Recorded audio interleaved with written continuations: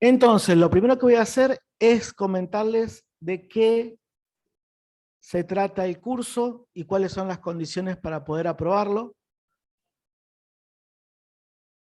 El curso es intensivo, tiene una modalidad, un módulo práctico y un módulo teórico.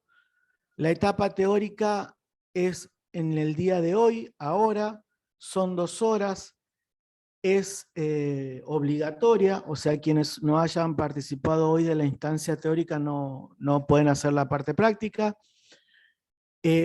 Luego de esta instancia teórica yo les voy a mandar a los referentes locales de cada hospital el link del aula. Ya les voy a mostrar un poco el aula que hemos generado. En ese aula hay algunos artículos para repaso, hay algunas actividades para reforzar un poco la teoría que vamos a ver hoy.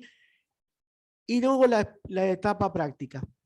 La etapa práctica que cada uno de los docentes de sus hospitales, que son Cecilia en el Garrahan, Luis allí en Mendoza, Lelis acá en San Juan y Mauricio en Honduras, van a, con una lista de cotejo, ver que puedan cumplir con las destrezas que esperamos que puedan desarrollar en el curso. ¿Qué tiempos tenemos? También se los voy a mandar, está puesto ahí en el campus, hasta... Fíjense que esa es la hoja, la parte principal del aula, que está un examen integrador que tiene alrededor de 20 preguntas, el examen integrador.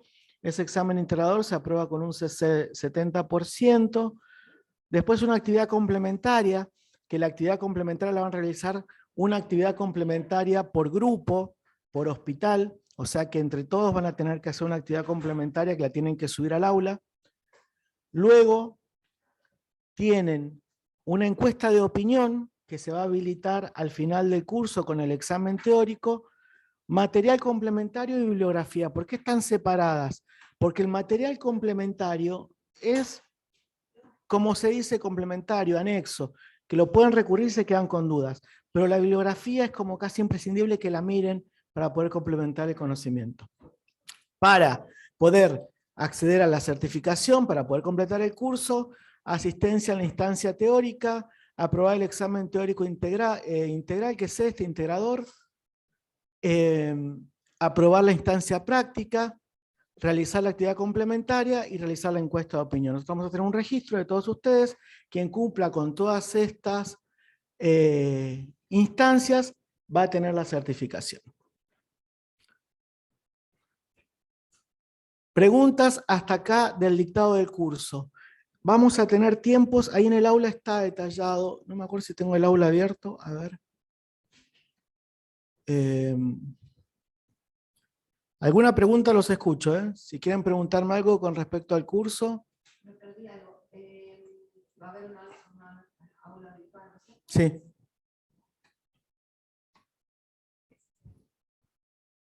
Lo que quiero mostrarles es justamente el aula acá. Esta es, no, es acá.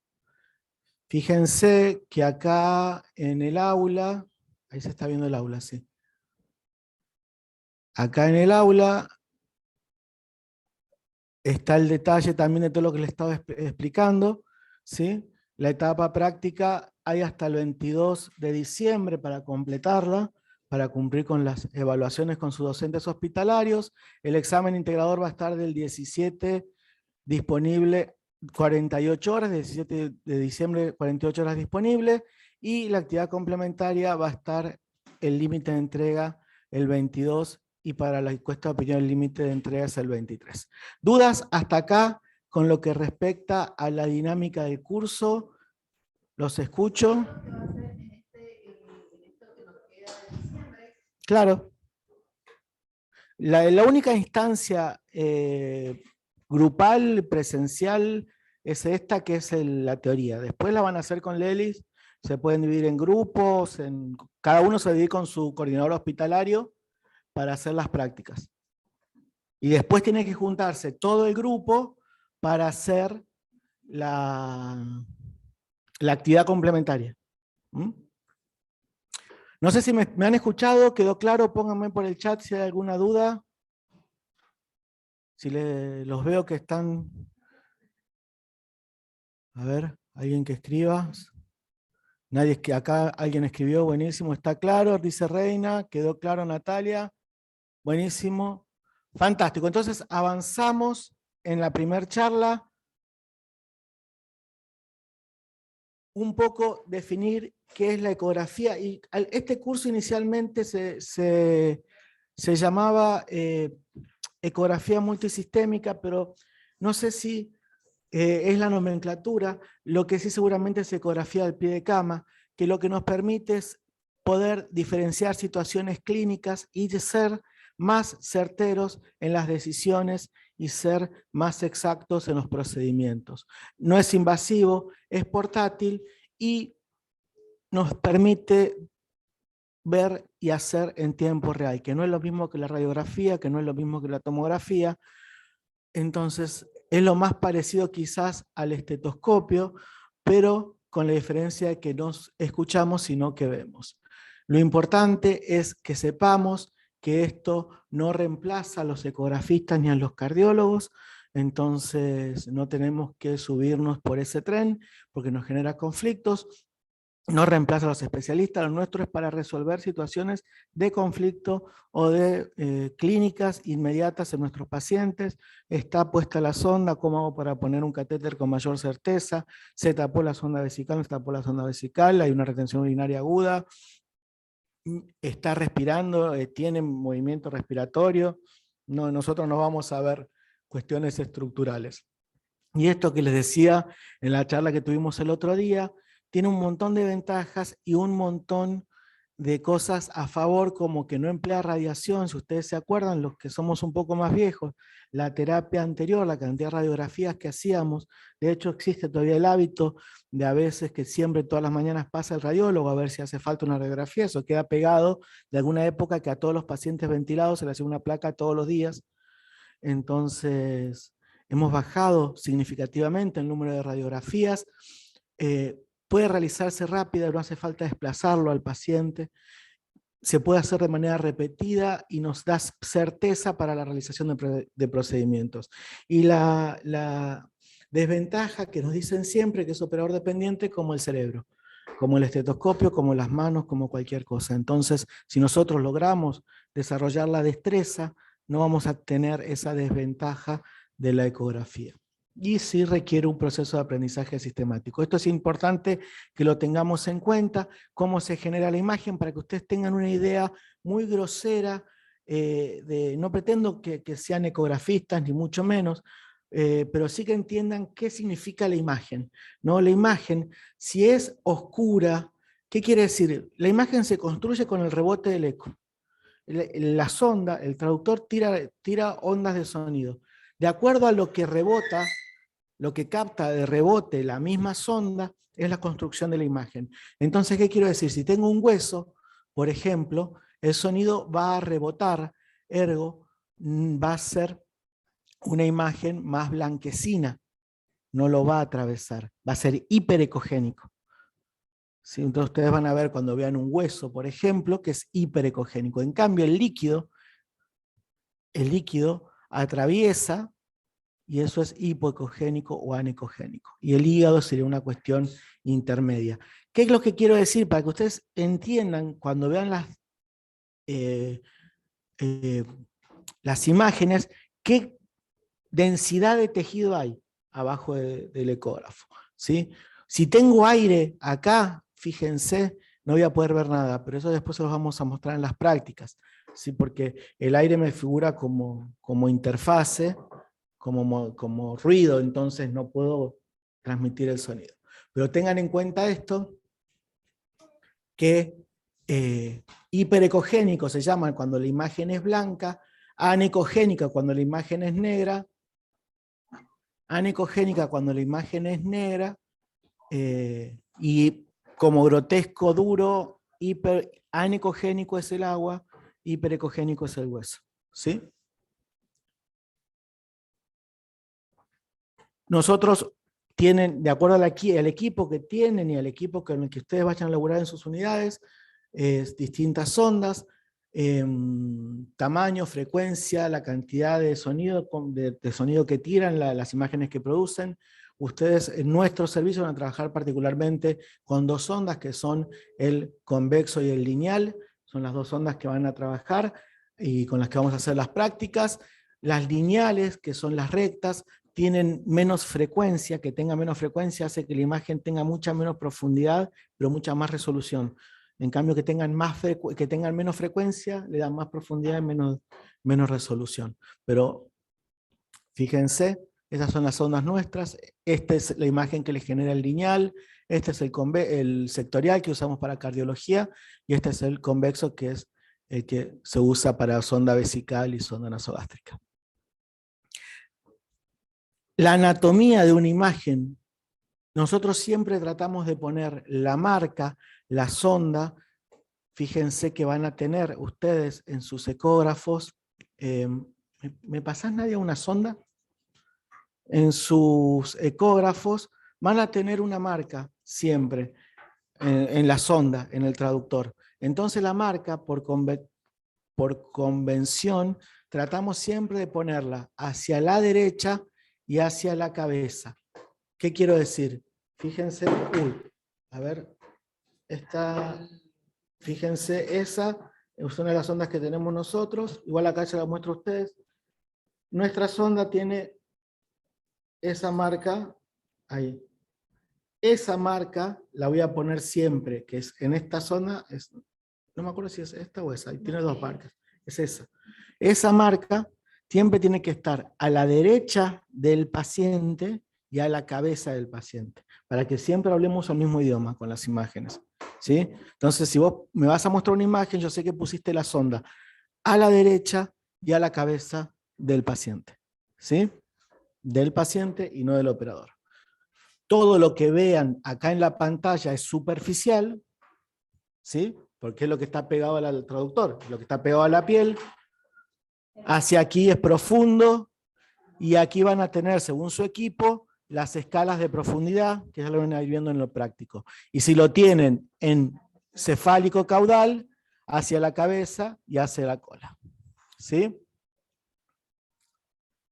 Ya terminando con esto, vamos a decir que nosotros tenemos que tener en cuenta que algunos de ustedes lo han hecho ya, agarrar el ecógrafo, buscar una sonda vesical, buscar un vaso, ya lo han hecho algunos de ustedes, y es natural.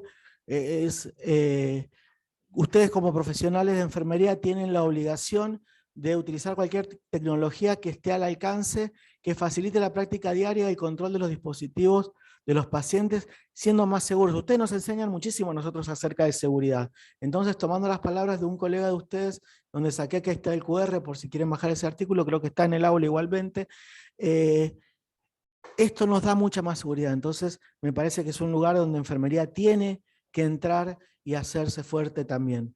La tecnología tiene la ventaja de no ser invasiva, y otra cosa que es muy importante, particularmente en los pacientes pediátricos, que nos manejamos en dimensiones pequeñas. Entonces necesitamos más precisión todavía. ¿Qué otras cosas? Un poco les va a hablar Luis al final. ¿Qué otras cosas se pueden hacer? Me interesa más esto. Esto me lo van a ir diciendo ustedes de acá a 5 años. Me van a decir qué otras cosas pueden hacer, qué otras cosas pueden encontrar, qué otras cosas pueden hacer.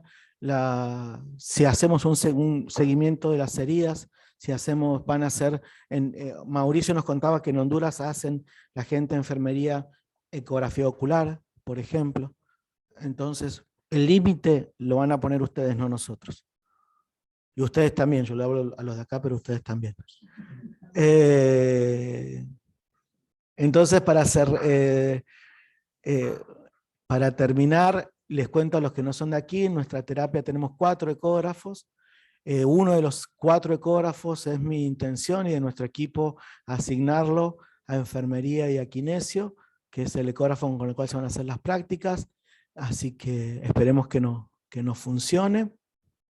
Y nada más, siempre vamos a encontrar gente que se mofe, por decirlo de alguna manera pintoresca, que les piense que para qué van a usar la ecografía para poner una sonda vesical, qué estupidez, qué pavada, ¿qué vas a poner también un parche de electro con eco?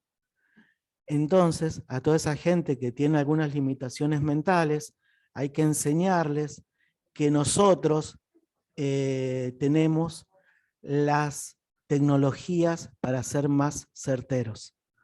Entonces, si ellos no lo pueden ver, es una pena por ellos, pero no se dejen desanimar por esas personas con problemitas y limitaciones. Entonces, los puntos fundamentales, ya en nuestra terapia, si ustedes se acuerdan, quedan muy pocos eventos de colocación de catéteres sin ecografía. Tenemos para el 2023 el objetivo de tener un protocolo que sea colocación cero de catéteres a ciegas. No se pueden poner más catéteres a ciegas, es mala praxis. Eso es mala praxis. Usted no puede manejar un auto a 200 por hora con los ojos vendados. Eso es mala praxis. Que haya gente que lo siga haciendo es un error nuestro como servicio que se lo estamos permitiendo todavía, pero es mala praxis. Esto va creciendo todo el tiempo, así que ustedes también tienen que ir pensando qué más se puede hacer.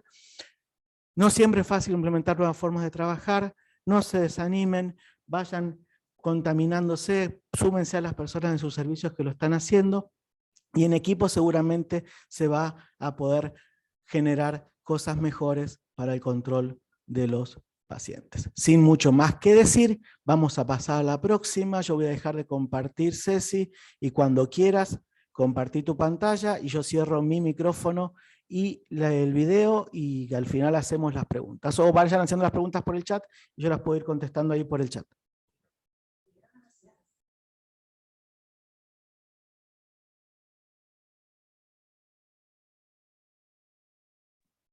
Ahí voy, ¿eh?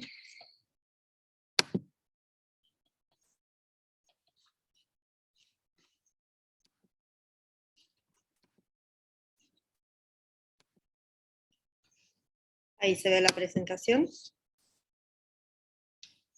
Sí, sí, se ve. ¿Se escucha bien? Bueno, yo les voy a hablar un poquito muy brevemente hoy porque la idea de los teóricos es que sea un pantallazo breve, que después todas las dudas y preguntas que queden las podamos trabajar en los prácticos con cada grupo. Un poco el tema que me tocó a mí es capaz uno de los más que más interés despiertan en la enfermería porque es lo que más por ahí es útil en el día a día, que es la cateterización periférica guiada por ultrasonido.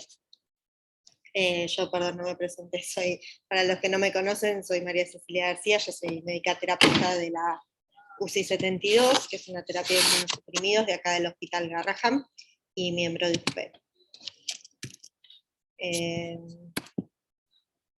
Bueno, un poquito la idea es hablar brevemente generalidades, ver un poquito de por qué, como mencionó recién Javi, si es algo que siempre venimos haciendo a ciegas, ¿por qué empezar a incorporar el ultrasonido en algo que hacemos de rutina sin esta tecnología?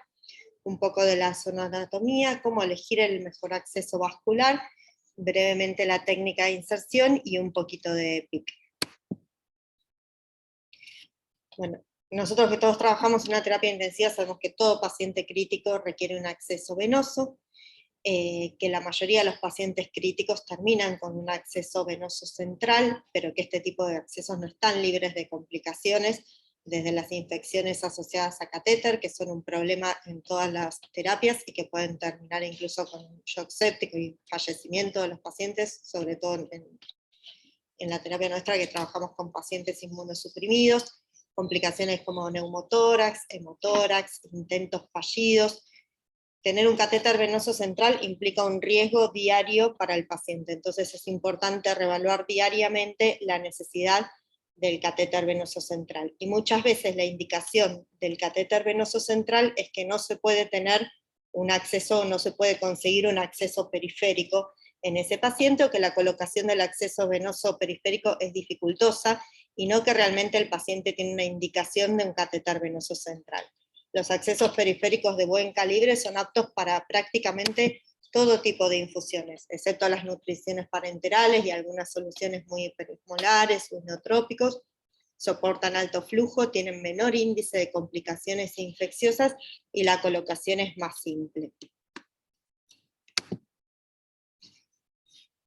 Entonces, ¿por qué o cuándo usar el ultrasonido en la canalización periférica? Sobre todo, lo podemos usar obviamente en todos los pacientes, pero sobre todo vamos a ver principalmente la utilidad en los pacientes de acceso vascular periférico difícil, que son los que tienen capital venoso deteriorado, ya sea por tratamientos previos, enfermedades crónicas, quimioterapias, obesidad, sobrecarga de líquidos, vasoconstricción periférica, los pacientes yotados o pacientes pequeños, los cuales verán que es casi el 100% de los pacientes que atendemos nosotros, ¿no?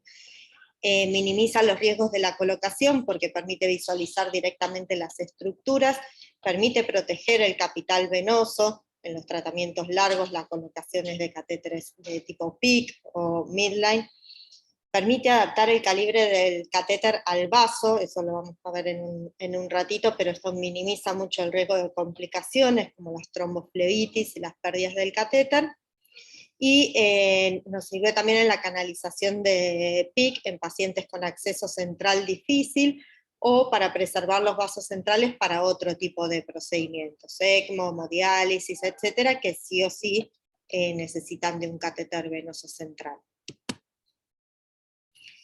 Bueno, esto no nos vamos a explayar mucho en los trabajos porque no tenemos tiempo, pero cada vez hay más estudios. El primero que se publicó fue en 1999, que es el de Keyes et al., que fue la primera vez que se usó el ultrasonido en un contexto de un estudio para colocar accesos vasculares periféricos.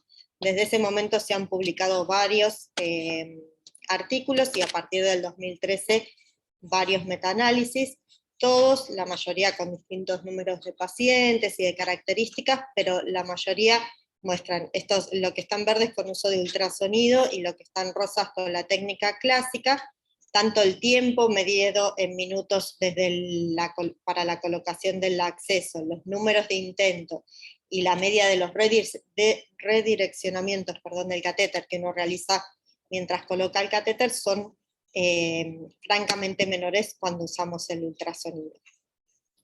Este es otro trabajo que muestra el éxito en el primer intento de 35% la técnica clásica versus el 85% cuando sumamos el uso de ultrasonido.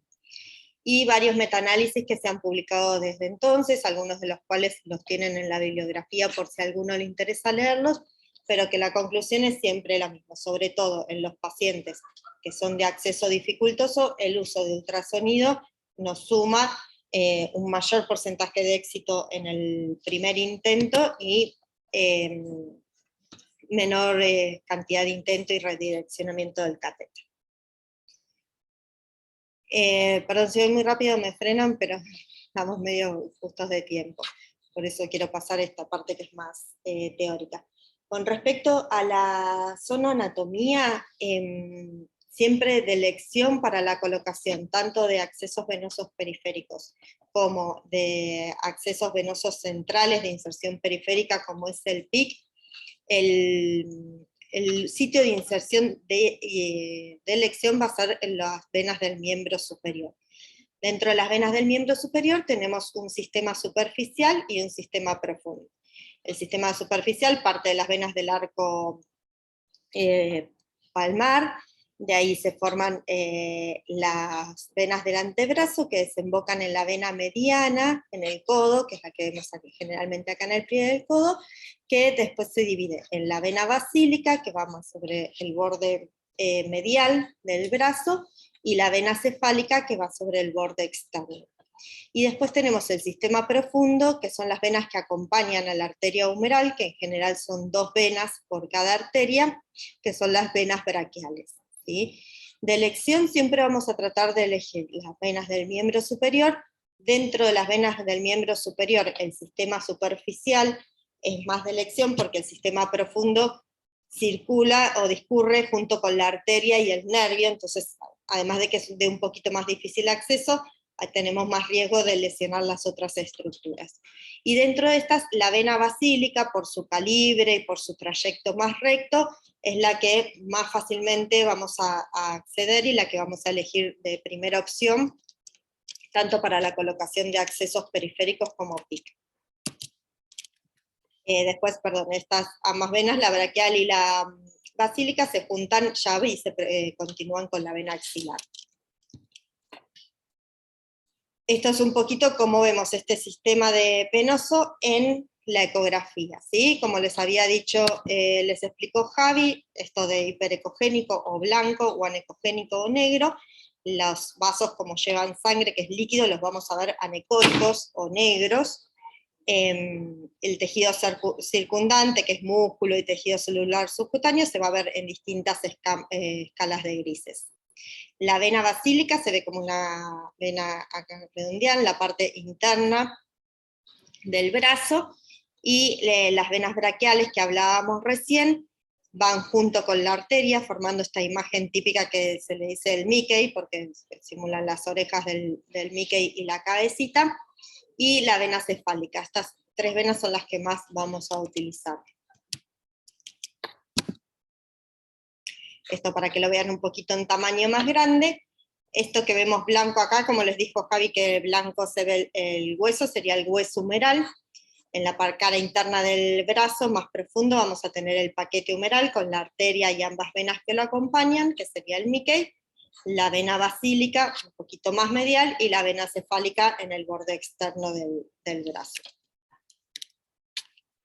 Otro de los accesos que podemos utilizar cuando ya no podemos acceder a los miembros superiores es por ahí más para accesos periféricos, no para PIC por la distancia, es la vena safena, en la que también podemos, si no se ve, no es accesible a la visión directa, se puede también utilizar el ultrasonido. Bueno, ¿cómo vamos a elegir entonces el acceso vascular? Como dijimos, de elección van a ser siempre miembros superiores. Las superficiales versus las profundas, por esto que decíamos de que las profundas son de acceso más dificultoso y mayor riesgo de lesión de la arteria o la nalga. Es importante el tamaño, hablan todos los trabajos de que un tamaño mayor de 0,3 centímetros tenemos mayor probabilidad de éxito. Obviamente en nuestros pacientes que son pequeñitos esto es relativo, ¿no? Porque las venas van a tener un tamaño menor. Y también es importante la profundidad, por eso siempre vamos a elegir las superficiales, porque a mayor profundidad obviamente necesitamos un catéter de mayor longitud, puede ser que el catéter no llegue o quede muy poquita porción del catéter dentro de la vena, que eso facilita que el acceso venoso se pierda, como vamos a ver un poquito más adelante. Según esto podemos calcular el diámetro y la longitud del catéter que necesitamos. Podemos chequear que ese acceso venoso esté permeable, porque no vamos a ir a punzar a una vena que ya sabemos que está trombosada o que no está permeable, y debemos siempre diferenciar arteria de vena, que ahora vamos a ver cómo.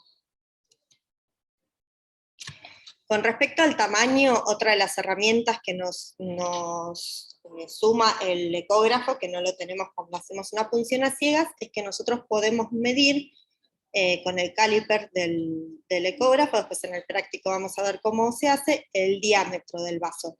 Y en base a eso calcular qué avocat, en lugar de calcularlo a ojo como hacemos habitualmente, necesita esa vena. Lo que sabemos es que la relación vaso-diámetro es muy importante porque está directamente relacionado con las complicaciones tromboflebitíticas, y que lo ideal es que haya una relación de 1 a 3, o sea, el catéter debería ser 1/3 del diámetro, no más de 1/3 del diámetro de la vena. Entonces, midiendo la vena en milímetros, eso en Google o en cualquier lugar hay conversores que lo podemos pasar a French, a Gauge, a lo que necesitemos, y calcular entonces el ancho del catéter que necesitamos para canalizar esa vena. Y otro dato a tener importante que también podemos medir es la profundidad a la que se encuentra ese vaso. Si nosotros podemos medir la profundidad a la que se encuentra ese vaso y al ángulo que vamos a punzar, podemos calcular qué distancia, qué longitud de catéter necesitamos y a qué distancia vamos a punzar del transductor. Lo que sabemos es que si punzamos a un ángulo de 45 grados, por el teorema de Pitágoras, esta distancia por 1.4 nos daría el largo que necesitamos de catéter para llegar a introducir a esa vena, ¿sí? Obviamente, según el ángulo que usemos, esto se va modificando. Si punzamos en un ángulo más plano, la longitud de catéter que vamos a necesitar va a ser mayor.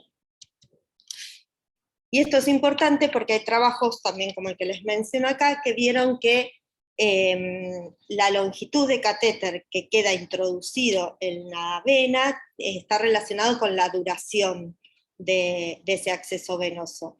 Vieron que cuando más del 65% o 2/3 del catéter queda adentro de la vena, ninguno de los catéteres que participan en el estudio se perdió. En cambio, cuando la distancia que queda del catéter adentro de la vena es menor a esto, de un 30 a un 64%, un 30% de los accesos, o sea, 1 de cada 3, se terminan perdiendo o infiltrando.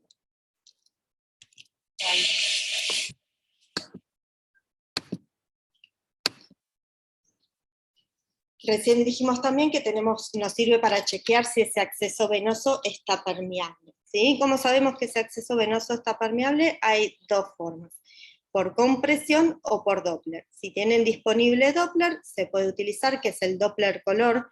El Doppler color lo que hace es pintar de color lo que está en movimiento. Si ese movimiento se acerca al transductor, lo pinta de color azul, y si el flujo va en sentido inverso del transductor, lo pinta de rojo. No tiene nada que ver con que sea vena o arteria. ¿Sí? En el caso de las venas, como no tienen un flujo continuo, puede ser que a veces no se tiñan con el color. Este es el Mickey que vimos recién de la arteria humeral. Ven acá, se pinta bien la arteria, se pinta una de las venas, y la otra vena que está permeable no se pinta. Eso puede ser por esto, porque el flujo no es a veces continuo, sobre todo en las venas de los miembros superiores, y más si colocamos un lazo. Entonces, en ese caso, lo que se puede hacer es una compresión proximal, y ahí sí vamos a ver discurrir el flujo.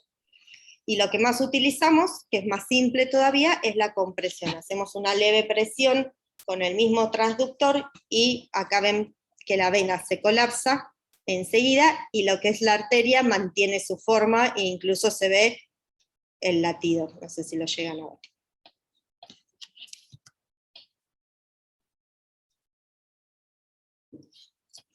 Bueno, para diferenciar si lo que estamos viendo, porque vemos un vaso, lo vemos anecoico, dijimos que le podemos poner el color, pero el color no nos dice si es vena o arteria, si es rojo o azul, eso es indistinto.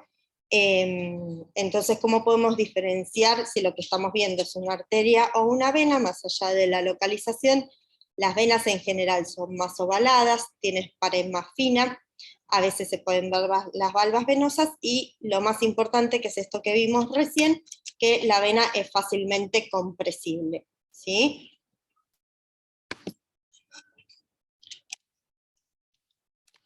Las arterias, al tener una pared más gruesa y una pared muscular, no son compresibles con la presión, son más redondas.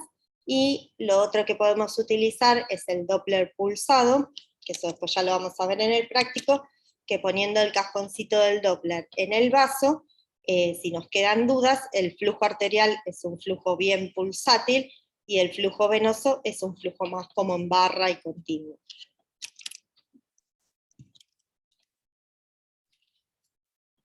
Bueno, con respecto a los transductores que vamos a usar, como les dijo Javi, hay varios tipos de transductores. Los que vamos a usar para la colocación de accesos venosos son siempre transductores lineales, que son los que son de la huella de derechita, ¿sí? Por más que vengan de diferentes formas o tamaños, todos son de alta frecuencia. Los transductores que tienen alta frecuencia tienen poca profundidad, o sea, penetran poco en la imagen, tienen poca profundidad, pero muy buena definición. Como las estructuras que nosotros vamos a necesitar visualizar son estructuras superficiales, vamos a usar siempre este tipo de transductor. En nuestros pacientes, sobre todo los pacientes pediátricos más pequeñitos, es importante que tenga una huella pequeña y que sea manejable para que sea más cómodo. Obviamente este, que es el tipo palito de golf o stick, es el ideal para este tipo de procedimientos, pero si tienen un transductor lineal de los estándar, también se puede utilizar sin problema.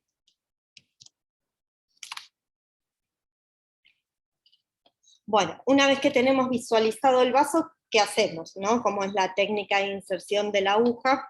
Y acá hay dos formas o dos técnicas posibles, que van a depender de la relación del plano entre el transductor y la aguja. Cuando estamos en el plano transversal, o sea, el transductor va en el sentido transversal con respecto a la dirección del vaso, este sería el vaso, y acá estamos viendo el transductor. Ustedes se tienen que imaginar que el transductor es como una cuchilla, o sea, los ecos son como una cuchilla, entonces como yo pongo el transductor, estoy cortando lo que veo, ya sea el brazo o el vaso, y lo que voy a ver es esto cortado, ¿sí?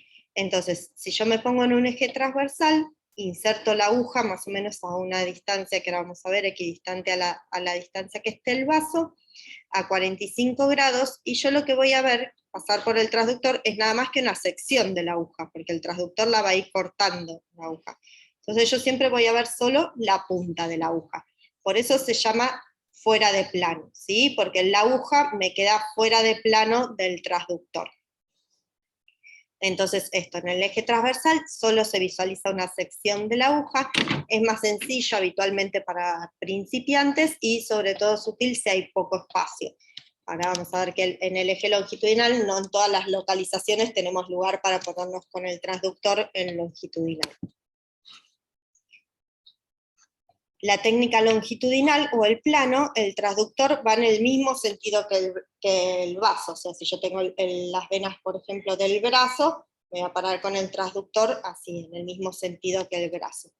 Entonces, esto corta el vaso así, yo voy a ver el vaso como un tubo, y la aguja, como va a pasar todo por debajo y en el mismo plano del transductor, voy a ver todo el trayecto de la aguja.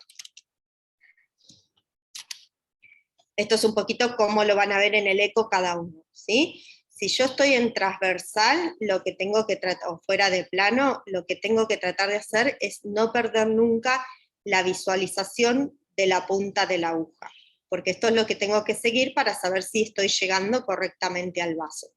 Entonces, para lograr eso, lo que hacemos es un movimiento que en ecografía se llama basculación, que no es otra cosa que dejar la huella del transductor quieta donde estoy y me inclino para un lado o para el otro para ir acompañando el movimiento de la aguja, ¿sí? Como se ve acá en la imagen de arriba. Entonces lo que van a ver es lo que está acá abajo, van a ver el vaso, la aguja como es metal se ve hiperecogénica, o sea blanca, van a ir viendo un puntito blanco que yo lo voy a ir siguiendo hasta ver cómo se introduce en el vaso, ¿sí? Si estamos en un eje longitudinal, el vaso en lugar de verlo así redondito, lo vamos a ver como un tubo. Vamos a insertar la aguja desde acá y vamos a ir viendo, ven esta línea blanca que se ve, sería la aguja, que ahí se ve todo el recorrido y cómo entra en el vaso. Esto es para que lo vean un poco en vivo, cómo se ve. Este puntito bien blanco que se ve en la pantalla sería el punto de la aguja, y ahí vamos basculando y vamos viendo cómo ese punto entra en el vaso. Van a ver que se dobla un poquito la pared del vaso cuando está entrando la aguja, que eso se llama el signo de la carpa, y es uno de los signos que nos muestran que estamos entrando correctamente en el vaso. Voy muy rápido, me pueden frenar, ¿eh? Ahora, una vez que decimos en el plano transversal, fuera de plano, en el longitudinal no hay problema, básicamente porque nosotros tenemos el transductor, entramos por la punta del transductor y vamos derechito y tenemos que ir viendo la aguja como va llegando al vaso. En el transversal hay dos técnicas para ver si estamos ingresando al vaso. Una que es más por cálculo, que lo que dice es que por este mismo cálculo matemático del teorema de Pitágoras, si nosotros medimos la distancia que hay de la piel a la vena y punzamos a esa misma distancia del transductor en un ángulo de 45 grados, tenemos que llegar a este punto, ¿no? Porque formamos un triángulo rectángulo, ¿sí? Si por ejemplo yo mido que el vaso está a 0,5 centímetros, punzo en el medio del transductor, ¿sí? El vaso siempre tiene que quedar localizado en la pantalla en el medio. Si está en el medio de la pantalla, quiere decir que está en el medio del transductor. Entonces yo punzo en el medio del transductor a 0,5 centímetros, a un ángulo de 45 grados, y debería llegar a punzar el vaso, ¿sí? La otra técnica, que es más en vivo, que es el realmente ecoguiado, porque yo estoy viendo todo el tiempo dónde está mi aguja y dónde estoy punzando, es el seguimiento de la aguja que les hablaba recién, que se basa en esto, en hacer un movimiento de basculación, de ir acompañando el movimiento de la aguja para ver en todo momento la punta hasta que entra en el vaso. Este requiere obviamente un poquito más de entrenamiento y de práctica. Uno en general empieza haciendo el cálculo y tratando de practicar de seguirlo, pero es el método ideal.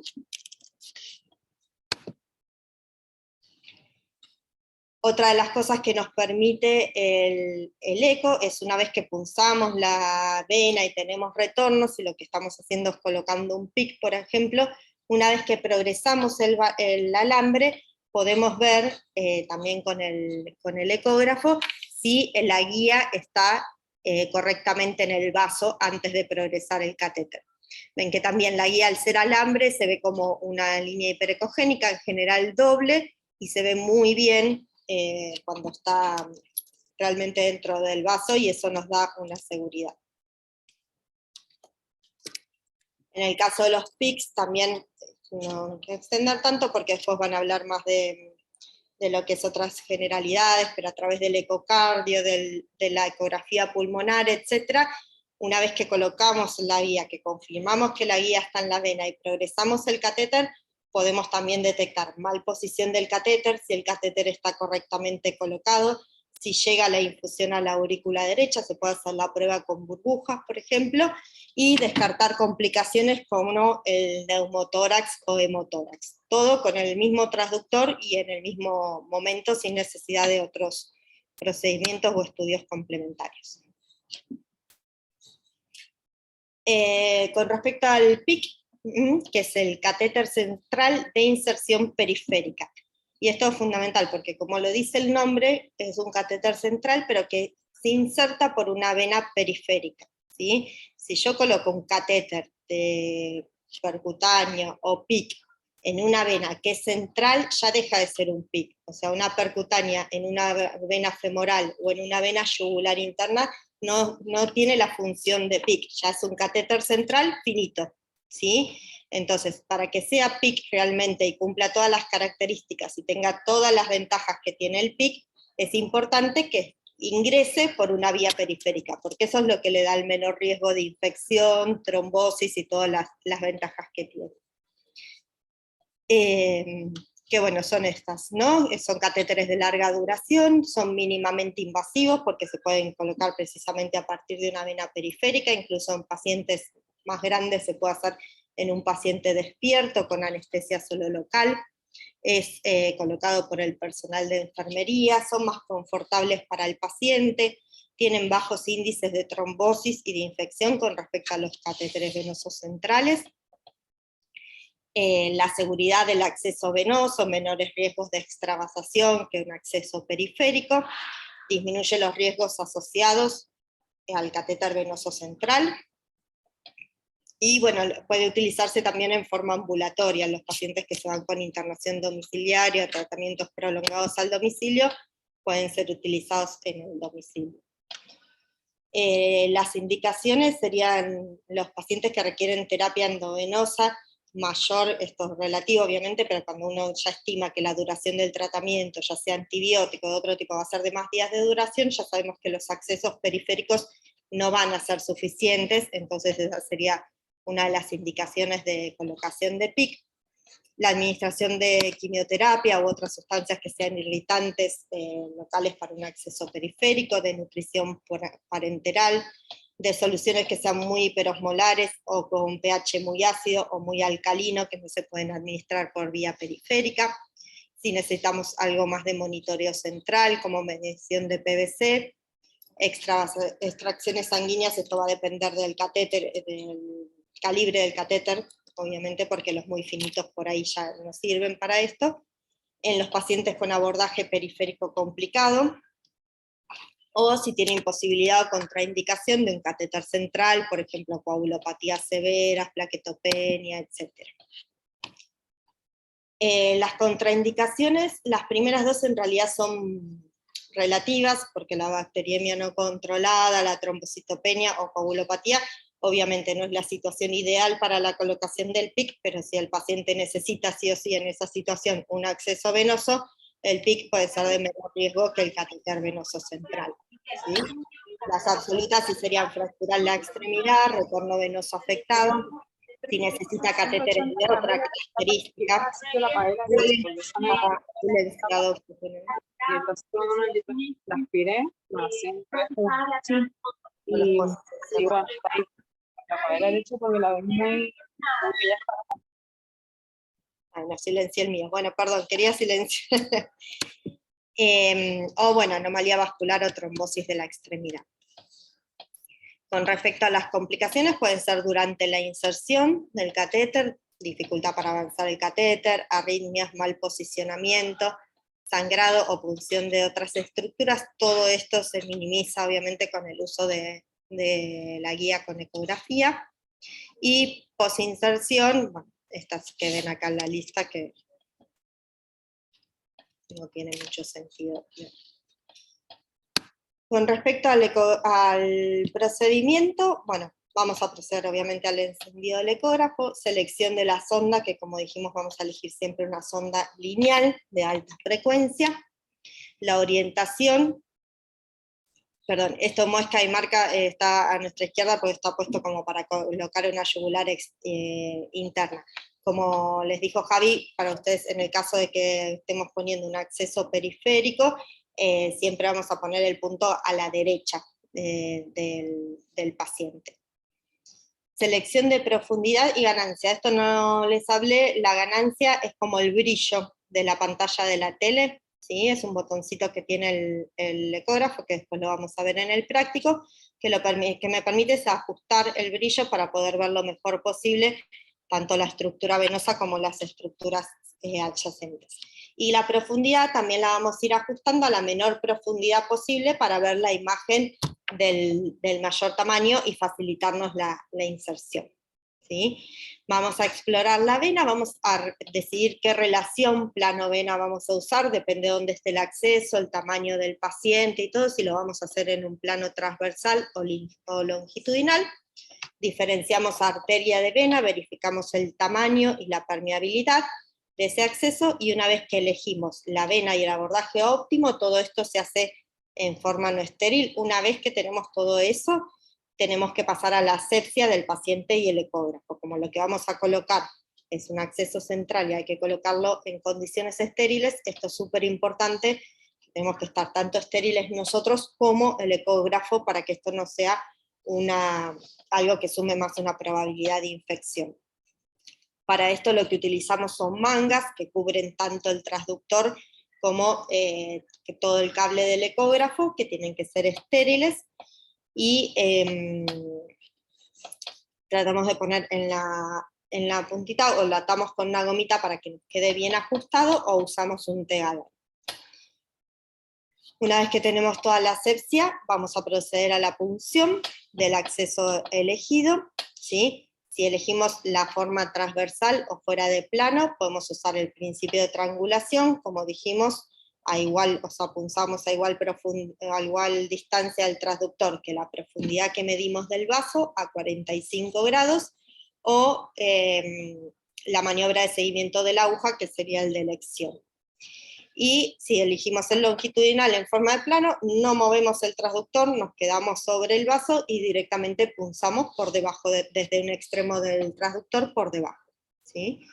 Una vez que tenemos el retorno venoso y pasamos el alambre, hacemos la comprobación del paso de la guía, que la guía esté dentro del vaso, y ahí procedemos a insertar el catéter.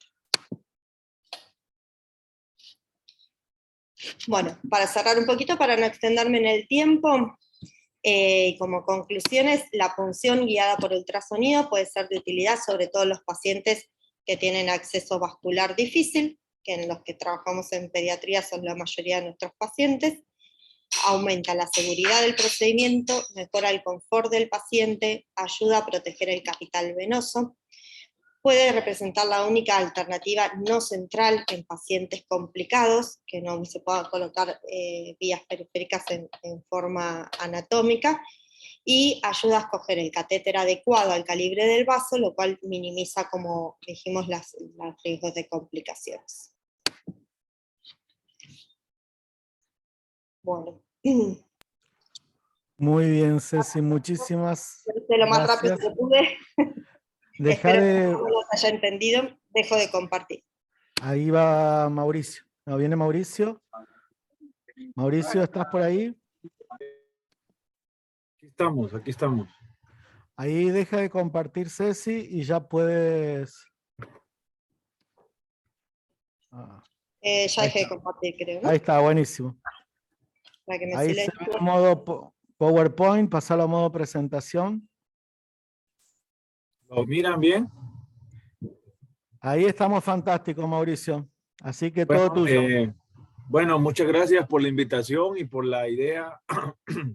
A Javier, a Cecilia, a Lelis, a Luis y a todo el equipo de OSPED.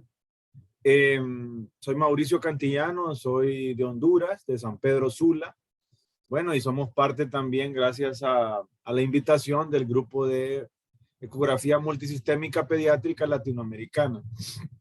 Y doy gracias también principalmente a ustedes que están conectados en Argentina y, bueno, y en Honduras, a nuestras enfermeras por estar el día de hoy. Vamos rápidamente a revisar la colocación de una sonda nasogástrica y principalmente de una sonda de tipo transpilórica a través de la guía de ecografía. Normalmente ustedes saben que, y esto ustedes lo hacen todos los días, las sondas gástricas puestas a través de orogástricas, nasogástricas, pues lo fundamental es para poder administrar alimentación al niño crítico y fármacos que van directamente al tracto digestivo para poder tener una mejoría rápida de estos pacientes. También muchas veces, ustedes lo saben, que nos ayuda a comprimir el estómago, disminuir la capacidad de contenido gástrico, aire, que nos hace mejorar la mecánica respiratoria, tanto en niños que estén con ventilación invasiva o no invasiva, etcétera. Y también en la reanimación. Entonces, la alimentación a través de una sonda colocada de forma inadecuada puede ser realmente un potencial peligro para el paciente. Y sobre todo, pensando en aspiración y una neumonía grave que puede complicar la vida del paciente. Entonces, la confirmación de la colocación de la sonda en estómago después de la inserción es fundamental. Y esto, en las revisiones que ha hecho Cochrane y otras publicaciones, pues nos menciona que es importante determinar esto y se puede hacer tanto por vía radiográfica, que es lo que hemos hecho siempre, valorando dónde está colocada, a través del estetoscopio, que ponemos el estetoscopio en la zona epigástrica, inducimos nosotros aire y escuchamos que está ahí colocado, y cuando la ponemos de forma transpilórica, pues siempre confirmación radiológica, valorando que la sonda o la punta de la sonda esté pasada de lo que es la línea media en lo que es la radiografía. Entonces, Cochrane se dio a la pauta de hacer algunas investigaciones porque existe poco realmente literatura que nos hable de la colocación de la sonda y verificación por ecógrafo, por ultrasonido. Entonces, una revisión de Cochrane de 10 estudios que ellos al final determinaron hacer 545 de los participantes que evaluaron, ellos encontraron que en la mayoría, casi en 502 o 503 pacientes, a excepción de 43 participantes, la sonda había sido colocada adecuadamente y solo en 43 habían sido inadecuadamente colocadas, o sea, viéndolo por ecografía. El ecógrafo permitió hacerlo por 3 métodos, un enfoque del cuello, que lo vamos a ver a continuación, el enfoque del abdomen superior y combinar ambos. Entonces, se miró de que la combinación de ambos, mirando pasar la sonda por el cuello a través del esófago y luego pasar el transductor al estómago, a la zona epigástrica o subsifoidea, se podía valorar mejor esta técnica. ¿Y cómo se hizo? Y eso va a ser importante, la visualización de flujo a través de la instilación de solución salina inyectada a través de la sonda y ver las burbujas a nivel del estómago en el ecógrafo que era una de las formas para valorar que estaba colocado o también aire, pero mejor la instalación de solución salina y no de aire para ver cómo está colocado. Entonces, esta colocación de esta sonda, en otro estudio hecho, principalmente hecho por españoles, pero publicado en esta revista, encontró que en este estudio de adultos de 41 pacientes, la duración del procedimiento era en menos de 90 segundos. En menos de minuto y medio, nosotros teníamos comprobado realmente al colocar el ecógrafo en la zona epigástrica subsifoidea, encontraba ya con una sensibilidad del 97% y la especificidad del 100%, esa sonda quedaba colocada específicamente a nivel del estómago, por lo tanto tiene mucha importancia. Entonces ahora la gran pregunta es, ¿cómo lo vamos a colocar? Bueno, entonces primero vamos a seleccionar la sonda. La sonda que nosotros vamos a seleccionar, generalmente en la mayoría de los pacientes va a ser una sonda de tipo convexa. Son estas sondas que son de tipo convexas, que son estas que son curvas, pero con una amplia base, y esta es la sonda que vamos a utilizar. Muchas veces para abdomen. Para niños pequeños, la sonda lineal también nos puede dar información, e incluso la sonda lineal en niños pequeños da una ventana mucho más grande, porque recuerden que son de alta frecuencia las lineales con poca penetrancia, pero en niños pequeños, al ser pequeños, lactantes, menores de 1 año, podemos ver muy bien la parte de las estructuras de abdomen. Medimos la sonda lo normal, como lo hacemos en todo procedimiento de zona nasogástrica o transpilórica, de la nariz a la oreja y de ahí al epigastrio, y de ahí pues ustedes normalmente introducen un poco más la sonda, a veces 10 centímetros más para que quede transpilórica. Y de la medición normal, seleccionamos la zona convexa, el software que es para abdomen, que generalmente ya viene prechequeado, y vamos a primero ir pasando la sonda. Luego con el transductor lineal en el cuello vamos a ver lo que es arriba de lo que es la parte supraesternal. Elevamos un poco antes de lo que es el cartílago cricoides y vamos a ver la tráquea. ¿Cómo vamos a saber que es la tráquea? Miramos una imagen doble que se llama el signo de la bala, en el cual vamos a ver arriba el istmo de lo que es la tiroides, y a los lados vamos a observar lo que son los lóbulos del derecho de la tiroides y el izquierdo. Por lo tanto, en el lado izquierdo, a nivel del lóbulo izquierdo, vamos a ver una estructura al lado de la tráquea que se observa, una estructura oscura donde cuando vamos pasando la sonda se va a ver el paso de la misma a través de ahí. Ese es el primer paso a nivel ultrasonográfico que vamos a ver a nivel del cuello. Y luego lo vamos a comprobar colocando el transductor en el área subsifoidea o en el epigastrio, un poco mirando la sonda hacia el lado izquierdo del paciente, o sea, al lado izquierdo, como para observar. Miraríamos esta imagen donde vamos a ver la piel, el tejido subcutáneo, y vamos a ver la imagen del hígado, que a ustedes no se les va a olvidar cuando miremos esto y lo hagamos en las prácticas. ¿Y qué es lo que vamos a observar? Bueno, la cámara gástrica, que es esta CG que dice aquí, al lado derecho de lo izquierdo de lo que es nuestro transductor, pero va a ir hacia el lado izquierdo del paciente. Entonces, lo miraríamos a nivel del paso de la tráquea, a nivel del esófago acá, y luego en la cámara gástrica que va la sonda a llegar ahí. Y entonces vamos al siguiente paso. Vamos a insertar la sonda.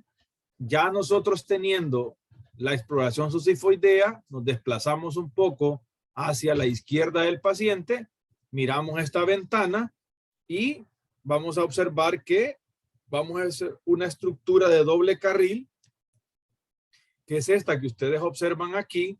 Como lo decía Cecilia, cuando vemos que es una sonda transpilórica, vamos a observar que hay un doble carril por el alambre que lleva por dentro.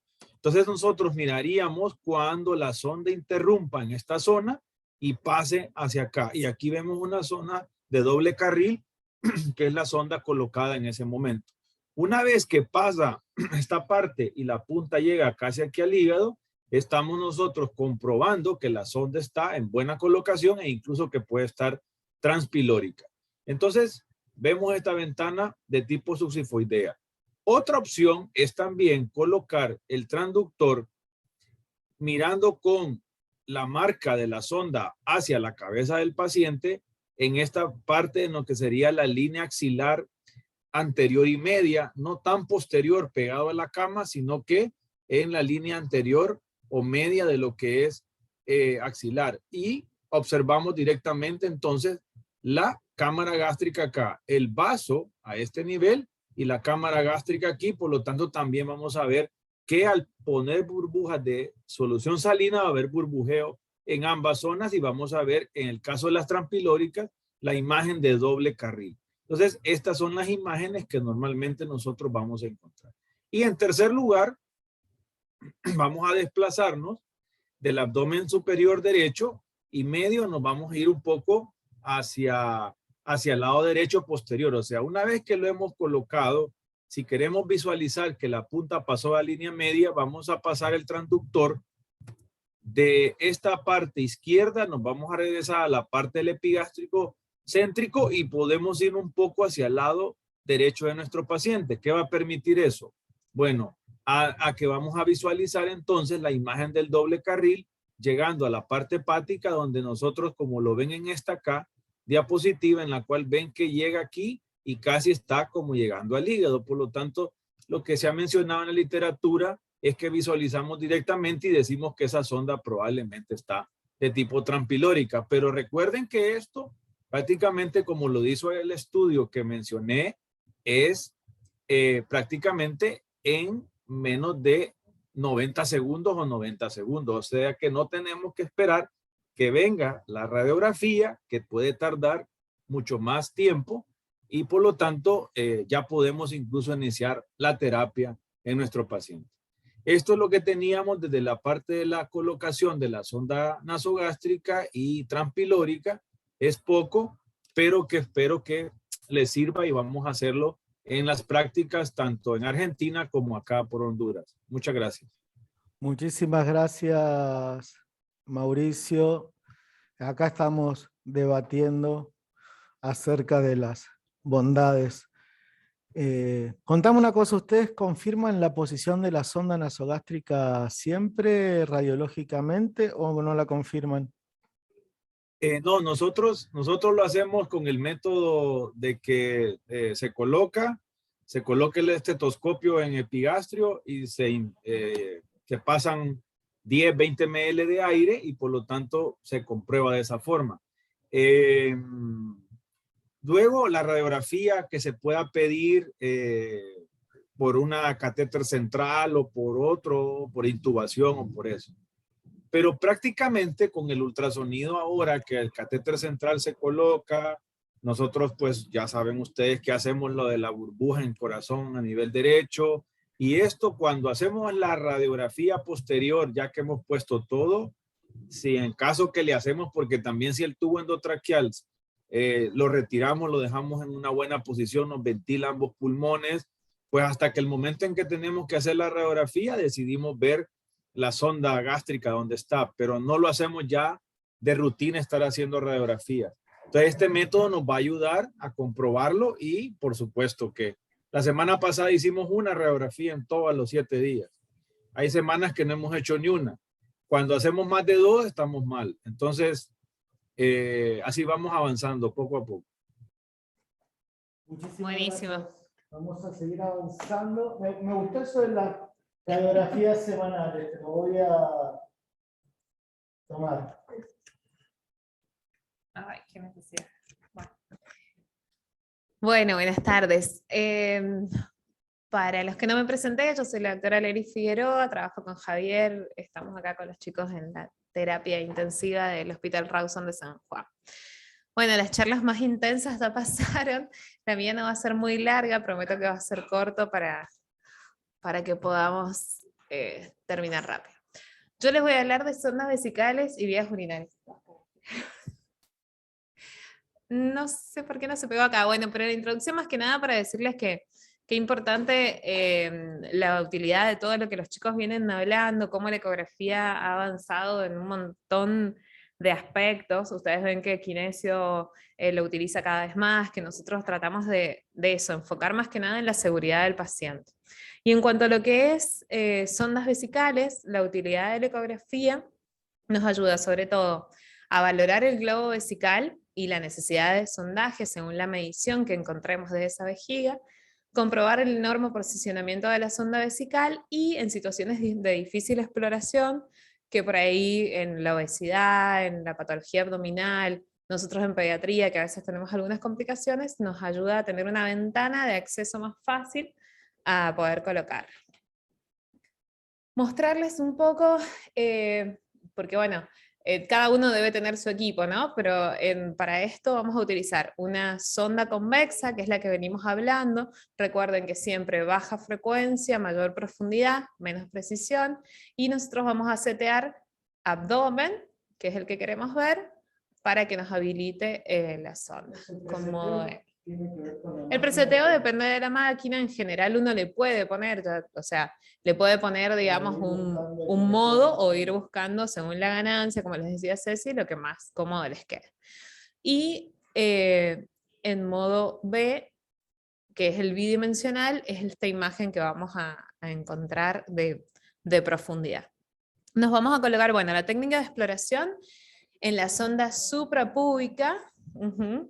En la zona suprapúbica, como está acá mi modelo que le saqué foto el otro día, con la sonda, recuerden, este tiene por ejemplo una luz para poder identificarlo, entonces está a la derecha del paciente, zona suprapúbica, y siempre vamos a tratar de mirar para abajo, ¿sí? Para poder encontrarle un ángulo aproximado de 60 grados. Ajustamos la profundidad de acuerdo a las características de nuestro paciente, por ahí vamos a tenerlo más recto, por ahí un poco nos vamos a tener que acostar un poco más para llegar a ver la vejiga. El punto de referencia de la imagen ecográfica siempre está a la izquierda de la pantalla, ¿sí? O sea, cuando yo toco mi ecógrafo, mi parte derecha del paciente va a ser la izquierda de la pantalla, y la imagen va a ser la imagen de una vejiga anecoica. Justo en este paciente de nuestra terapia, si ustedes pueden ver en la imagen de fondo, van a ver ahí el balón, ¿sí? Que se ve dentro de la vejiga. Este es el eje transversal, el corte transversal, como les puse de arriba. ¿Qué vamos a obtener en la imagen? Recuerden, el líquido, cuando tengo vejiga llena, es anecoico, entonces vamos a ver la vejiga llena, ¿sí? Nunca es esférica la vejiga, sino que lo van a ver tipo me trabé, elipsoidal, y ahí van a ver la punta de la sonda, ¿sí? ¿Ven cómo lo va basculando? Acá está al revés, el muñeco, digamos, o sea, la parte caudal del paciente es hacia la mano del que está manejando el ecógrafo. Entonces vamos a ver la vejiga y el recto. Si ustedes ven acá, van a ver la vejiga y van a ver que por acá pueden ver parte del intestino. ¿Sí? Este es mi eje transversal. Ahora, cuando yo cambio el eje y lo pongo longitudinal, ¿sí? Lo voy a poner a lo largo de mi paciente, la luz, recuerden que va a ir arriba, ¿sí? La zona va a ser la misma, el marcador craneal siempre para la cabeza, el punto de referencia de la imagen también lo vamos a tener a la izquierda. Sí, ahí lo puse al revés, sí. Perdón, ahí hay un error de, de técnica. Y vamos a ver, ya van a ver, una forma anecoica con forma de pera. ¿Ven? Ahí, ¿sí? Nos va a cambiar, digamos, la forma de la vejiga, pero siempre vamos a poder verla cuando tenemos una vejiga llena, bien grande, anecoica, puede tener un poco de detritus, puede estar un poco inflamado todo el costado, y acá el intestino, el recto que va pasando por debajo. ¿Qué es importante de esto? Poder obtener, primero lo más importante que a nosotros nos interesa, digamos, es que ustedes me digan, bueno, mi paciente es de 4 horas que no orina, ¿qué hago? ¿Cómo puedo saber si está teniendo un globo o no está teniendo un globo? Entonces, el solo hecho de poner el ecógrafo y poder ver semejante vejiga ya para nosotros es sumamente importante. Y la segunda medida, como para perfeccionarlo un poco, o ver el balón si es un paciente sondado. Exacto. En el caso de que por ahí tenemos orinas con mucho detritus, se pueden trabar estas sondas. Ustedes saben que por ahí ordeñamos un poco la sonda. Bueno, se traba, entonces voy a ver la vejiga con el balón al medio y que no está drenando, digamos, esa zona. ¿Cómo podemos? O que la sonda no esté en el lugar correcto donde tiene que estar, que también puede suceder. La medida del volumen de la vejiga lo vamos a realizar teniendo 3 medidas importantes. Después en la práctica cada uno con su tutor lo va a poder ver. Pero bueno, tenemos que tomar 3 ejes. Un eje transversal, un longitudinal y un anteroposterior, que ahora se los voy a mostrar. La fórmula sería 0,5 por cada uno de estos diámetros, ¿sí? Nos va a dar el volumen que tiene esa vejiga. Si yo puedo determinar que tiene 500 mililitros, ya sé que ese paciente lo tengo que sondar, ¿sí? Entonces es un diámetro, un valor para tener en cuenta.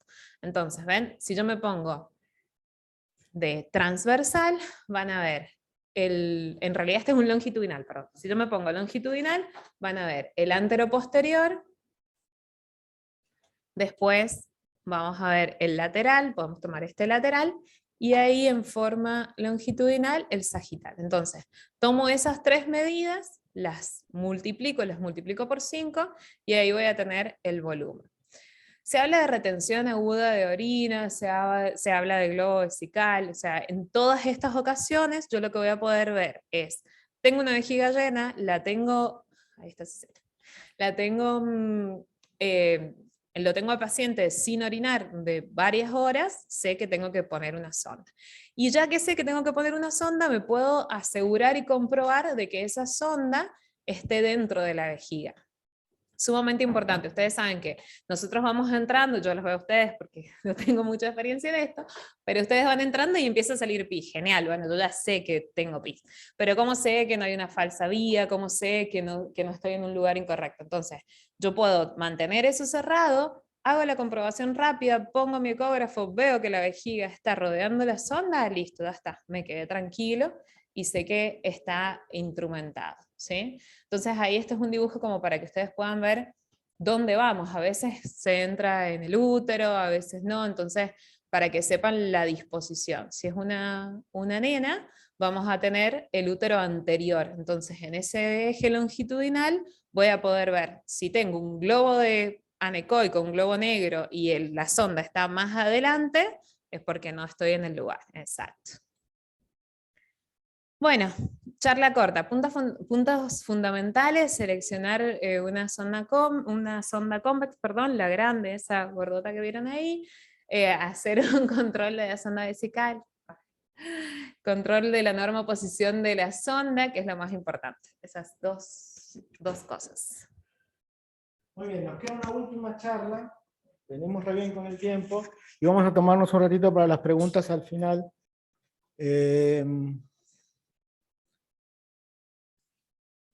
A ver, perdón, otra manera de tener retorno de jugo gástrico. No. Bien, ya vamos a tener un rato. Ahí te pongo, dejo de compartir, Luis, y tenés vos para compartir tu pantalla. Estás muteado.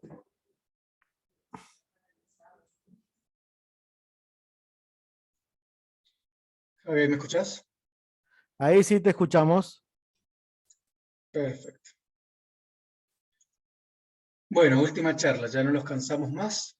Mi nombre es Luis Llano, yo soy médico intensivista de la terapia del Hospital Noti de Mendoza, de Argentina. Y bueno, esta última charla es un poco para mostrarles otros usos que tiene la ecografía en el área crítica. Básicamente, qué otras cosas podemos hacer, además de lo que particularmente les incumbe a ustedes como servicio de enfermería, ampliar los horizontes, y el que quiera aprender esto también es bienvenido. A ver si corren las diapositivas. Sí.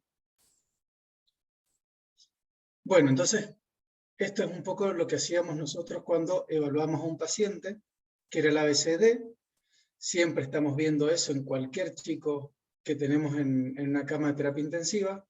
Usamos el estetoscopio, los saturómetros, los tensiómetros. Esto fue hasta ahora, cuando aparece el saturómetro, mucha gente no le creía.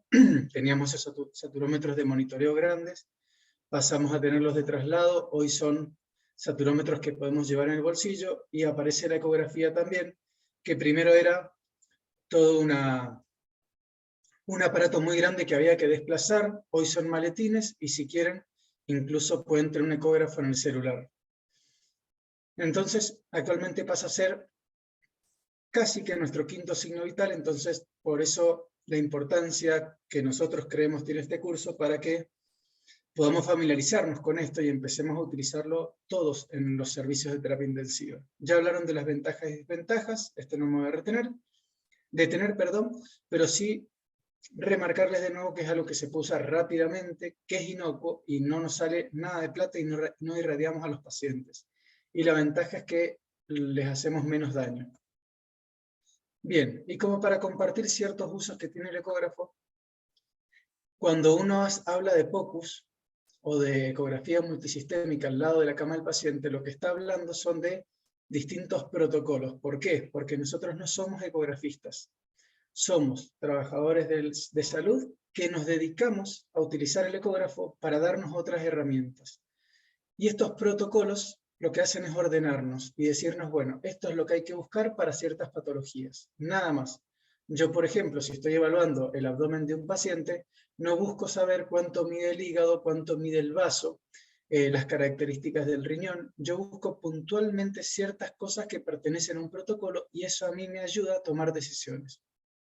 El protocolo RASH es un protocolo que nace para evaluar el shock. Cada vez que tenemos un paciente chocado en la terapia intensiva, el ecógrafo nos puede ayudar a identificar estas 4 cosas, tanto como está el flujo de sangre, que se da mucho en el shock obstructivo, cómo está la bomba, que es el funcionamiento del corazón en el shock cardiogénico, cómo está el tanque, cómo está la volemia, que es en el shock hipovolémico, e incluso podemos evaluar, acá dice, la traducción es la tubería, que es evaluar los vasos, a ver si están dilatados o no, midiéndolos. Demasiado detalle, pero yo lo que quiero que se acuerden es que lo más importante es que podemos evaluar tanto el shock hipovolémico como si hay alguna patología obstructiva dentro del mediastino que a mí me evite el flujo de sangre continuo, e incluso el shock cardiogénico podemos ver muchas cosas que ahora les voy a mostrar. Esta es una mirada con el ecógrafo colocado, como les explicaba recién Mauricio, en la visión subsifoidea, que la van a hacer con todos sus tutores, donde yo con el ecógrafo puedo evaluar no solo la cámara gástrica, sino que también puedo evaluar el corazón. Desde ese mismo punto donde yo evalúo la cámara gástrica, bajando la cola del transductor, yéndome hacia la cara del paciente, digamos, voy a encontrar este esquema, que es un esquema de 4 cámaras subsifoideo, donde yo puedo ver perfectamente lo que está cerca del transductor. Primero es el hígado, y después vienen las cavidades derechas, ventrículo derecho, aurícula derecha, y más alejado, ventrículo izquierdo, aurícula izquierda. ¿Qué es lo que a mí me importa ver, por ejemplo, en estas patologías que son de shock? Por un lado, que no haya un derrame pericárdico que a mí me esté generando un taponamiento, que eso es en esta línea blanca, bien lúcida, que se ve bien refringente, voy a ver una cavidad oscura que me está marcando que hay líquido. Y voy a ver las cavidades derechas como aplastadas. Eso me marca, por ejemplo, la posibilidad de un taponamiento. Y lo otro que puedo ver, incluso en esta visión, es la contractilidad del corazón, para saber si ese corazón, con los inotrópicos que yo estoy usando, se está contrayendo con fuerza o no. En esta visión, y después cuando veamos la vena cava inferior, cómo llega a la aurícula derecha, podemos hacer lo que decía Cecilia, el signo de utilizar el flujo de solución salina con burbujas a través de una llave de 3 vías. Cuando yo le hago el pase veloz de un líquido que está centralizado, que puede ser, por ejemplo, un acceso venoso central, esa solución salina genera turbulencia en la aurícula derecha, y eso yo lo puedo ver en este corte, por ejemplo. Entonces ahí yo sé que el catéter está bien colocado, está centralizado. Y esta sería la manera de colocar el transductor, y como yo apunto un poco hacia el hombro izquierdo del paciente, y puedo ver perfectamente lo que se acerca al transductor es derecho, ventrículo derecho, aurícula derecha, y lo que está más lejos, ventrículo izquierdo, aurícula izquierda. Fíjense otra visión esquemática, donde esto es lo que yo tengo que pensar que estoy viendo, y la imagen, la anatomía ecográfica que decía recién Javier, es esto, poder ver el hígado y poder ver 4 cámaras claras del corazón. Fíjense que acá yo no veo ningún tipo de acumulación de líquido. Sin embargo, en estas tomas, yo les voy a mostrar lo normal y lo patológico, yo encuentro esto que no debería estar, esto que no debería estar, esto que no debería estar. Entonces yo rápidamente, haciendo esta ecografía, puedo darme cuenta que el paciente está teniendo un problema y lo podemos ver entre todos a ver cuál es el problema que tiene. Fíjense que acá incluso está el ventrículo derecho un poco colapsado.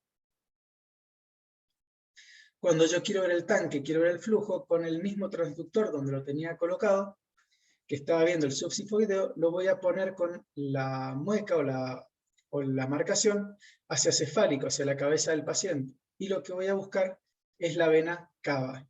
Fíjense que esto, cuando nosotros por ahí indicamos un pasaje de volumen o una expansión, esta herramienta ya nos ayuda para saber si el paciente realmente va a necesitar la expansión o si es respondedor a la expansión. Eso es un detalle, es como algo más profundo de la ecografía, pero yo solo quiero que reconozcan estas dos imágenes. Esta es una vena cava colapsada, a este paciente probablemente le falte volumen, y esta es una vena cava distendida que está lleno de líquido, probablemente el paciente tiene otro problema que no es la falta de volumen. Fíjense, estas dos imágenes están contrapuestas de la vena cava inferior, que acá también la pueden ver. Se dan cuenta que esta es una vena cava dilatada y esta es una vena cava colapsada. Y eso nos habla de cuánta volemia está teniendo el paciente. Y es algo que se aprende rápido y fácil, que la idea es que lo vean en los prácticos. Estas son mediciones que uno puede hacer, que no importa que ustedes se las aprendan, pero sí sepan que existe, que uno ve la colapsabilidad de la vena cava inferior, la distensibilidad, podemos ver hasta el flujo, cómo se mueve, pero lo más importante que yo quiero que se lleven es que viendo esta imagen, reconociendo cómo es una vena cava inferior distendida y cómo es una vena cava inferior colapsada, yo puedo por lo menos sospechar si el paciente necesita volumen o no y dejar de pasar expansiones sin necesidad, que ya se ha demostrado que aumenta la mortalidad de los pacientes en las terapias intensivas. Nuevamente, entonces, este protocolo RASH, por ejemplo, nos puede diferenciar entre un shock hipovolémico y un shock obstructivo, porque en el shock hipovolémico vamos a ver que hay mucha contractilidad cardíaca y un corazón pequeño, y en el shock obstructivo vamos a ver que hay mucha contractilidad cardíaca, pero un corazón que probablemente tenga, por ejemplo, un derrame pericárdico grado 4. Y con respecto al tanque, al volumen, vamos a ver que cuando hay un shock hipovolémico, la vena cava inferior está pequeña o colapsada, y cuando hay un shock obstructivo, la vena cava está distendida. O sea que solo con esto yo ya puedo diferenciar entre distintos tipos de shock. Lo que hablaba recién Lelis del área suprapúbica, yo lo que puedo ver es la vejiga. Fíjense qué rápido que yo visualizo la vejiga. Entonces hoy, además del examen físico, donde un enfermero me llama y me dice, le hemos sacado la sonda a este paciente porque lo hemos extubado, le hemos bajado la sedación, todavía tiene algo de morfina y el paciente hizo un globo vesical, no solo palparlo, sino poner el ecógrafo, a mí rápidamente me dice si el paciente tiene una vejiga distendida. Y como decían recién, esto se puede hasta medir. En mi opinión, para esta clase mía, les diría solo saber que yo puedo medir volumen, pero es muy importante en un paciente que no ha orinado en 6 horas, 12 horas, poder hacer una ecografía, cualquier trabajador del ámbito de la salud, poder hacer una ecografía y decir, este paciente tiene una vejiga distendida, no es que no está orinando porque tiene anuria. Orina tiene, lo que pasa es que no la puede descargar, entonces ahí sondamos nuevamente. Otras imágenes donde yo lo que veo es la normalidad, con la vejiga, el útero, y esta es una visión sagital, donde puedo ver el útero de la paciente con el canal vaginal, siempre viendo esta cámara oscura, grande, es la vejiga con orina, y luego vamos a ver algunas imágenes anormales. Otra funcionalidad de la ecografía es cuando tenemos un paciente con traumatismo craneoencefálico grave, que es la medición del diámetro de la vaina del nervio óptico. En mi terapia por ahí nos han visto que lo estamos usando bastante, porque se correlaciona con el aumento de la presión intracerebral. Es una medición no invasiva, el paciente no le generamos ningún daño por usar esto. Tiene mucha relación con el captor de PIC, y se tiene que realizar a 3 milímetros del globo ocular, que ahí se los voy a mostrar, y se hace con un transductor lineal. Les repito al paciente, no le genera ningún daño y yo lo puedo repetir esta medición las veces que quiera e incluso evaluar mis tratamientos. Si ante un tratamiento disminuye la presión intracraneal, lo puedo evaluar también con el ecógrafo. Fíjense, esta es la imagen que yo voy a encontrar, este es el globo ocular y esta es la vaina del nervio óptico medio, 3 centímetros del globo ocular. Esta es una medición hecha en nuestro servicio, se puede ver perfectamente cómo se mide, e incluso yo lo que puedo hacer, si levanto la cola del transductor bien perpendicular para arriba, o sea, caigo en 90 grados, o bien para abajo, puedo ver incluso la reacción pupilar a la luz. ¿Y esto en qué me sirve? Por ejemplo, si hay un hematoma muy grande de uno de los dos globos oculares, uso la luz en el otro globo ocular y por el reflejo consensuado voy a poder ver en este ojo cómo se achica o se agranda la pupila solo con el ecógrafo, ¿sí? Cosas que son muy importantes y que de otra manera no podemos evaluar. El POCUS en vía aérea recién lo mostraba Mauricio cuando yo veo la sonda pasar por esófago. Esto se puede hacer en tiempo real, cuando yo intubo, puedo utilizar el ecógrafo para ver si el tubo endotraqueal está en vía aérea o en esófago, o puedo constatar la ubicación posterior a la intubación. ¿Qué es lo que vamos a utilizar? Una sonda lineal, la vamos a poner transversal al cuello a través del cartílago tiroides, por encima de la escotadura supraesternal. Fíjense esta imagen en U invertida y esta columna de aire, ahí yo sé que estoy en laringe. Cuando pongo el tubo endotraqueal voy a ver doble arco refringente.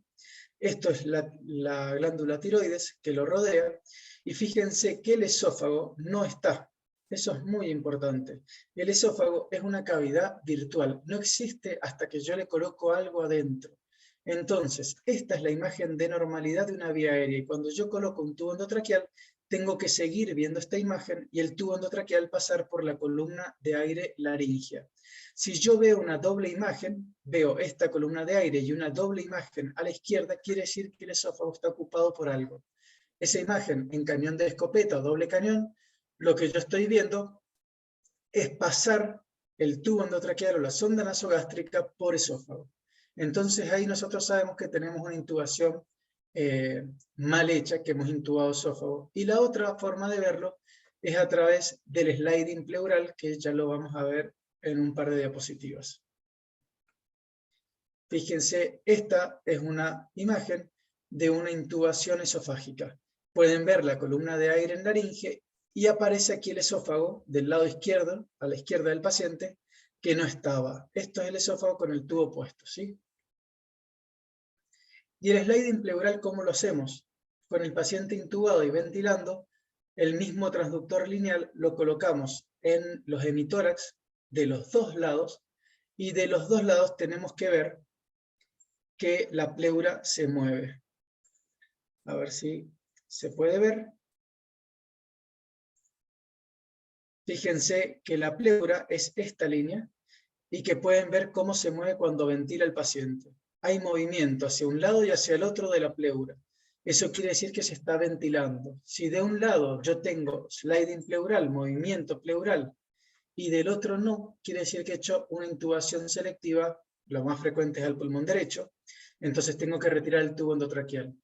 Esta prueba, que es el protocolo TRUE, lo que está haciendo es desplazar el uso de la radiografía para la evaluación de una intubación correcta. Si yo veo que el paciente ventila los dos pulmones, se mueven los dos pulmones, no necesito radiografía para asegurarme que el tubo está bien colocado. Esto es el protocolo FAST. El protocolo FAST se utiliza para los traumas abdominales cerrados. Lo único que nos dice a nosotros es si hay líquido tanto en pleuras como en abdomen. Generalmente ante un politraumatismo abdominal y torácico. No toma más de 4 minutos. De nuevo, a ustedes les sirve porque podemos avisar rápidamente que hay líquido en abdomen. Se hace seriado. Siempre les digo en ecografía, no es la foto, sino el video. Hay que hacerlo reiteradas veces para ver cómo evoluciona el paciente. Es muy sensible y muy específico cuando hay un sangrado. Una de las visiones que vemos es la subsifoidea para ver si hay derrame pericárdico, que ya lo hablamos. Otra es ver el hígado y el riñón, que es el espacio de Morrison. Esta es la normalidad y podemos ver el hígado con el riñón. Perdón que voy a volver al punto láser. El hígado y el riñón, que es esta imagen anatómica con el diafragma acá arriba. Y fíjense, lo anormal es este líquido que está acá, ese líquido que está ahí, ese líquido acá y acá. Lo que nos habla es que hay una hemorragia abdominal que no se está viendo. Esto es vaso con riñón también, vaso y riñón, muy importante siempre ver los dos polos del riñón. Y fíjense acá, este es un corte tomográfico con líquido y que se puede ver perfectamente en esta imagen que es anormal. En esta imagen sí, lo que les muestro siempre es que este es el diafragma y hay que encontrarlo siempre porque este líquido acá que nos está avisando que es por encima del diafragma, esa es una hemorragia que está en tórax, no está en abdomen. Esto a modo para que sepan que existe, lo pueden hacer perfectamente en un politrauma para detectar una hemorragia precozmente. Nuevamente la visión suprapúbica para evaluar el espacio de Douglas, y fíjense que recién yo les hablaba que esto era una imagen normal, y estas son imágenes patológicas donde yo veo la vejiga y este líquido no tendría que estar, veo la vejiga, estas dos imágenes no deberían estar, esta imagen no, esta imagen tampoco y esta imagen tampoco. Entonces yo rápidamente, si sé reconocer lo que es una vejiga normal, una anatomía ecográfica normal, me doy cuenta que hay algo anormal. Y el primer paso en aprender ecografía es ver lo que es normal, para que en caso que yo encuentre algo anormal, pueda evaluarlo, diagnosticarlo, y por lo menos preguntar qué es esto que yo veo que no me parece que sea normal. Por último, la ecografía pulmonar, les decía el sliding pleural, nosotros ponemos el transductor lineal entre las costillas, veo una costilla, otra costilla y la pleura, que se ve esta imagen. Las costillas nos dan una sombra acústica, que es esta línea oscura. Acá está la pleura, esta imagen que vemos ahí también, que está más detallada, es la imagen del murciélago, porque se le ve el cuerpo al murciélago y las alas a los costados. Hay que tener mucha imaginación, pero eso es lo que tenemos que buscar. Nuevamente, esta es la parte pulmonar. Las pleuras, las costillas nos dan esa imagen oscura. Por la sombra, ahí les he puesto a Batman como para que se acuerden, espero que sí. Y esta es la imagen de playa o de mar y arena que nosotros vemos cuando hay movimiento pleural en modo M, que lo vamos a hacer cuando hagamos las prácticas, que esta imagen de arriba, que sería el mar, es que no hay movimiento, y esa es todo lo que es la dermis y la hipodermis, y cuando hay movimiento lo que vamos a encontrar es el pulmón, que se ve de esta manera. Si nosotros tenemos un paciente, por ejemplo, con un neumotórax, perdemos el sliding pleural, y esta imagen que veíamos de mar y arena pasa a ser esto que se llama el signo de la estratosfera o el código de barras, que es que no hay movimiento pleural. No hay movimiento pulmonar. Entonces estamos viendo esta misma imagen que era de no movimiento en toda la visualización ecográfica. Esto es patognomónico de un neumotórax.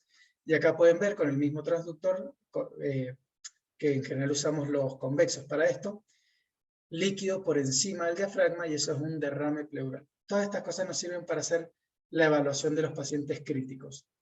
Por último y cerrando, si no los aburro, ¿a qué nos ha ayudado la ecografía? Nos puede evaluar tanto el sistema vascular periférico como central y los catéteres. Nos puede evaluar el sistema nervioso central. Nos puede evaluar la vía aérea. Nos puede evaluar cómo el paciente está ventilando. Nos puede evaluar la circulación y hasta nos puede evaluar músculos y tendones al lado de la cama del paciente sin ser especialistas en ecografía. Y eso es lo importante que nosotros queremos transmitir con este curso, y espero que no es tanto lo teórico, sino que en la práctica se puedan sacar las dudas. La ecografía es mano, mano y mano. El que no hace ecografía no lo va a aprender nunca. La idea no es que ustedes se lleven una cantidad de conceptos gigantes, sino que les sea útil para el día a día. Ahora, si se quedan con esta clase y no agarran el ecógrafo en ninguna de sus guardias, la verdad que es muy poco lo que les va a servir. Bueno, muchas gracias por la invitación, por haberme escuchado como último. Este es mi hospital, el Hospital Pediátrico Bertanotti, mi provincia. Y bueno, nada, agradecerles la atención. Pero muy bien, y terminamos, mira, antes de las 4 de la tarde. Vamos a tomarnos 5 minutitos de preguntas. Excelente. Casi tiempo récord, casi no lo hemos Hemos ido respirado. corriendo, han ido corriendo. Aplaudan, pueden aplaudir. Hemos ido corriendo. Preguntas, a ver, por acá, a ver, voy a abrir el chat. Excelente, dicen por acá. Bien, ahí les voy a mandar a todos los docentes el link, ya les mandé el link para el aula. Así que van a recibir seguramente el acceso al aula, en un rato se los voy a mandar a ustedes también, para que puedan acceder al aula. En el aula hay material. Tienen seguramente comunicación directa con sus docentes, así que nos quedan 2 semanas de laburo, seguimos en contacto, acá ya se están desconcentrando, nos encontramos. Sí, me parece, Javi, que la idea es que en las terapias mismas de cada uno practiquemos mucho, porque si no, por ahí no surgen dudas acá, pero cuando estemos con el ecógrafo van a surgir todas las dudas. Bueno, tratar de practicar.